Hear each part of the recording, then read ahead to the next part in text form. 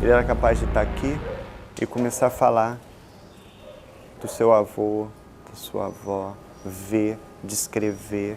A pessoa chegava absolutamente cética e, pum, se transformava. Impressionam muitos livros dele, alguns livros dele realmente são muito impressionantes.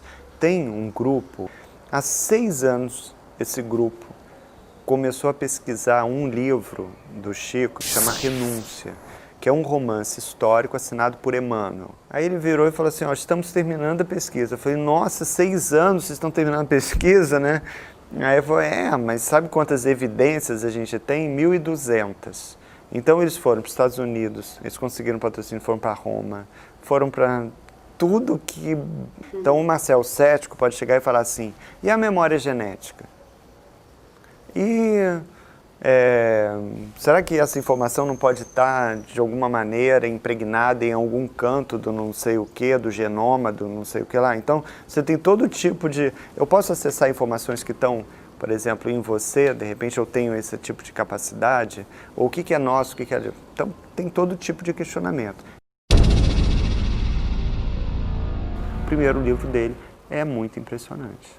E não sou eu que digo, se você vai e volta para os arquivos de jornal da época, os acadêmicos da época, jornalistas da época, estudiosos de Augusto dos Anjos, todos eles de Castro Alves, eles olhavam e falavam assim, impressionante, escreveram. De poemas, né? Eram os poemas do outro mundo, não é? Com o estilo de Castro Alves totalmente preservado, com Augusto dos Anjos vivo, com palavras dificílimas, e o que acontecia, e é um choque para os jornalistas, era um menino até o 4º ano primário, um menino que podia ficar famoso sendo poeta, por que não ele assumir a autoria dos poemas e se exibir como um poeta? Por que renegar a autoria dos versos? E com ele eu tive 3 encontros só mais longos, porque ele estava muito doente mesmo e ele pediu para ser poupado de tantas entrevistas, né? Mas eu consegui confirmar as histórias mais polêmicas, né? E eu assisti 2 cenas muito curiosas no centro, né? Ele sentadinho, bem velhinho, chega uma senhora no centro, bem velhinha também, bem idosa, se aproxima dele, aí ele olha, pega na mão dela e fala assim, desculpe perguntar, a senhora está viva ou está morta? E aí ela olha para ele e fala, viva, Chico, ele, graças a Deus. Ele vivia em 2 planos permanentemente. O cético absoluto pode falar, é louco. Psicografia, eu falei com mães, né, e aí você tem que acreditar nas mães, né, e as mães que pegam a mensagem, choram em cima da mensagem, e são mensagens com nome, sobrenome, endereço, apelido, enfim, elas juram que não passaram essa informação para o médium. Então, não adiantava a mãe desesperada chegar, ele pegava na mão da mãe, ele beijava a mão da mãe e falava, ajuda o outro que você vai estar se ajudando. Mas ele não saía escrevendo mensagem assim, chega lá, a mãe está para todo mundo, não era assim. E às vezes a família ia lá 2, 3 anos e falava, o telefone só toca de lá para cá, não está tocando. Tem o Celso de Almeida Afonso, né? Tem o Carlos Bacelli, né? São os 2 lá. Assim, ainda firme, ativo, ele dividia um pouco com o Celso. Olha, eu estou doente, pode procurar o Celso e tal. Mas mais no fim da vida, ele já falava muito do Carlos Bacelli. É quase como um cuidado, porque ele era um líder, né? Então era quase como um cuidado para não eleger um sucessor. Então ele parou um pouco de indicar. E ele falava, morre um capim, nasce outro capim. Ele falava, não tem sucessor. A peruca. A peruca é um grande momento na trajetória desse homem, né? Então é um homem que, para ir para frente da televisão, das câmeras da TV Tupi, ele vai e bota uma peruca. E aí no início, quando perguntava para ele por que a peruca, ele Falava, porque é muito frio em Uberaba e isso protege minha cabeça. Depois ele dizia, porque quando eu boto boina, as pessoas às vezes vêm falar comigo, a boina cai no chão, eu tenho que pegar. A peruca afasta as pessoas. Aí começou a dar desculpa. Aí como não paravam de falar da peruca, ele teve um ataque raro desabafo, e aí chegou e falou assim, vem cá, eu uso peruca porque eu acho que eu sou mais bonito de peruca. Então me deem o direito de ter vaidade, pelo menos esse direito eu quero ter, o direito à vaidade. E aí ele assumiu, contrariado, a vaidade dele, né? Por exemplo, ele era tão atacado o tempo inteiro que ele ia receber título de cidadania, que ele recebeu vários títulos de cidadania. Então ele colocava terno, que vaidade. Aí botava um terno com uma peruca, nossa, que vaidade, né? E ele falava para as pessoas, vem cá, vocês querem que eu vá receber título de cidadania? Como? Assim, por que eu não posso usar um terno? Eu estou representando o espiritismo, ele dizia. Eu sou aqui como representante do espiritismo. Olha, no filme, você tem assim, até comentários de um dos personagens que ele ri dos trejeitos, da suavidade de Chico. Na biografia, eu fiz essa pergunta a algumas pessoas, inclusive ao Valdo, que foi um médium com quem ele morou, né, há muito tempo. E eu perguntei para o Valdo também. E o que o Valdo diz primeiro que o Valdo disse que um dos problemas dele ter rompido com o Chico, ter ido embora, é porque ele, Valdo, adora mulher. Ele fala isso rindo, gargalha, ele é muito divertido, o Valdo, até hoje. O que ele diz assim, como o Chico vivia permanentemente entre dois mundos, o tempo inteiro, ele não tinha nenhuma privacidade. O Chico nunca estava sozinho.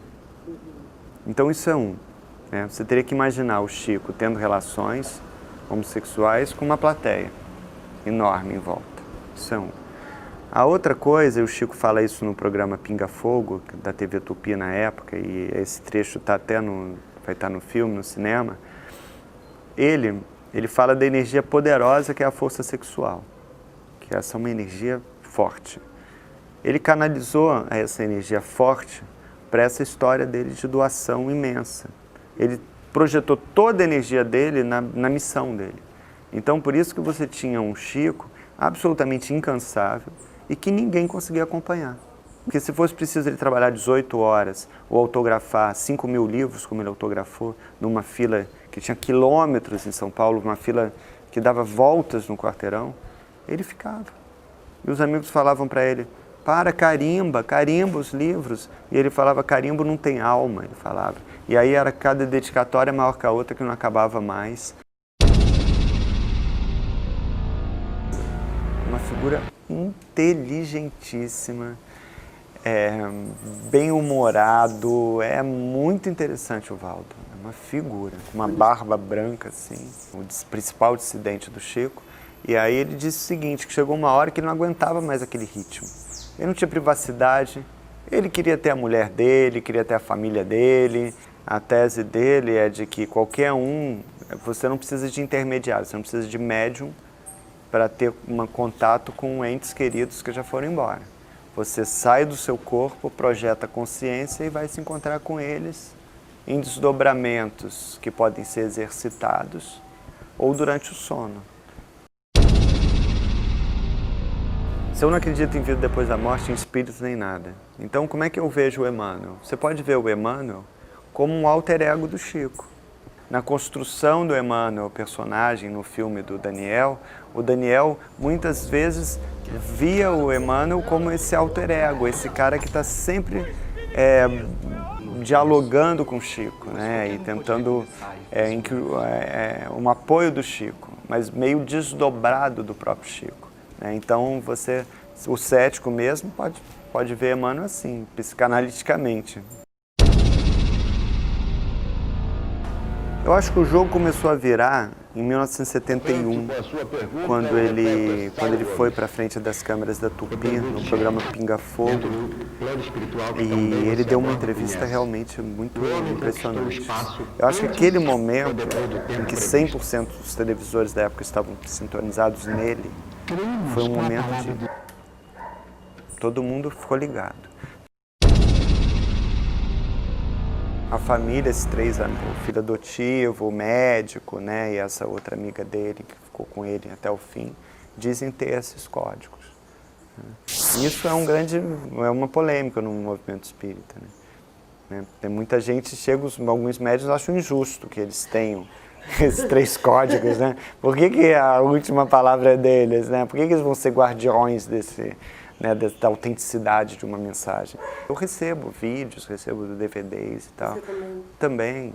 A voz dele é igual, ou alguém me chama porque está incorporando o Chico. Eu já fui até Brasília para ver se tinha realmente alguma coisa para conversar com quem estaria incorporando o Chico. Eu fiz 3 perguntas para o Chico incorporado e não sabia nem o nome da mãe dele. Entendeu? Assim, o médium nem estudou a vida do Chico, nem leu o livro, entendeu? Teve a transformação do Nelson, foi se convertendo realmente ao espiritismo. Hoje ele sente a presença de Chico permanente ao lado dele, se arrepia, chora, se emociona. E ele era um comunista engajado, realmente sofreu uma transformação muito grande. Então essas são histórias fortes de emoção forte. Por exemplo, a Cristiane Torlone, ela faz o papel de uma mãe que perdeu um filho. Um drama, uma tragédia que ela viveu há 18 anos. Então ela divide com o público, como o Daniel fala, né? Divide com o público com uma generosidade incrível e um pedacinho dessa dor imensa. Então, a interpretação dela vai muito além da representação, muito além. É inesquecível, assim, muito forte. O produtor de elenco estava em Tiradentes, a missão dele era tentar achar um vira-latas, um cachorro parecido com o cachorro do Chico.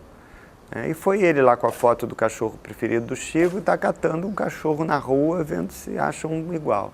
E o tempo inteiro seguido por um vira-latas lá qualquer. E aí o vira-latas pula, aí o vira-latas balança o rabo e lambe ele o tempo inteiro. Aí chegou uma hora, ele virou ali para um grupo que estava, vem cá, de quem é esse cachorro? É de algum de vocês? Ah, é meu. Aí fala, qual o nome dele? Chico. E aí, na hora, o Chico que vocês vão ver no cinema é esse Chico, né, que caiu de paraquedas na produção, né? O Giovanna Antonelli faz o papel da madrasta, que foi considerada a segunda mãe pelo Chico, uma doce figura, chamada Cidália. E aí, na cena em que eles se encontram, tinha que ter um bebê em cena. E aí o Daniel pediu 2 bebês. Ele sempre cauteloso do jeito que ele é. Então ele pediu um bebê, que seria o bebê principal. E se esse bebê principal começasse a chorar, teria que ter um bebê reserva, para substituir e não atrapalhar a gravação, a filmagem.